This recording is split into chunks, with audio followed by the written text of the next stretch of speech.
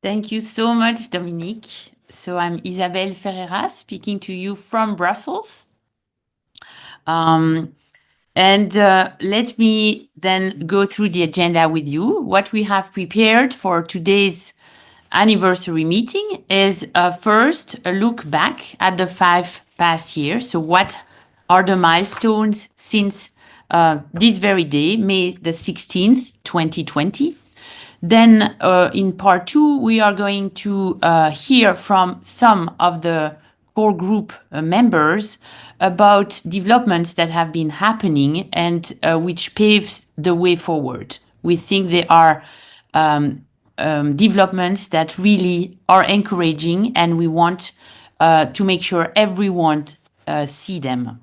Then in part three, we are going to move into breakout sessions because this anniversary meeting is really about hearing from you and getting together as a community, as a network, and give us the opportunity to exchange. So we are going to move into 6 breakout rooms, which means that we will be a manageable number in every room, and that we will focus on where we should move forward. In your view, what are your views about that? And more specifically, we're going also to ask you questions about the research needs and the infrastructure that we should continue to build. In the last part, then we will come back into the plenary, and we will invite a spokesperson that will be chosen when you start in part three in the breakout room. A spokesperson will just share for 1 minute a few highlights coming from the discussion in the breakout room.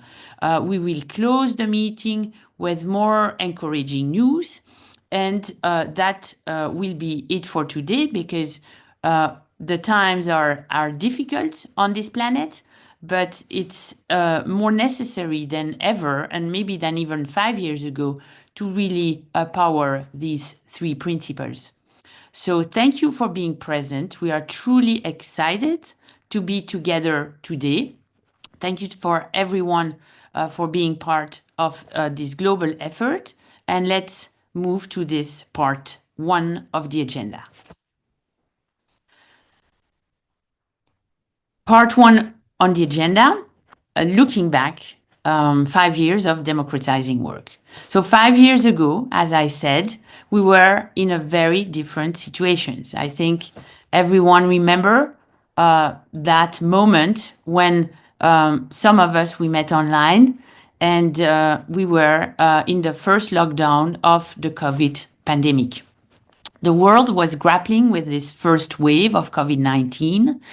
It was an unprecedented disruption in the lives of so many that exposed and intensified long-standing inequalities in our societies and in our economies. It was in that context that we came together to publish the Democratizing Work manifesto. It was not originally the idea to produce a manifesto, it was just an op-ed, but this really turned into a collective call grounded in the 3 core principles that our research suggested we would help address if societies could be able to practice them. We should democratize work if we want to recognize essential workers and their contribution. Is we should democratize firms. We should decommodify labor. That is the recognition that workers are indeed not commodities. They are not a mere human resource, so they should not be treated as a commodity.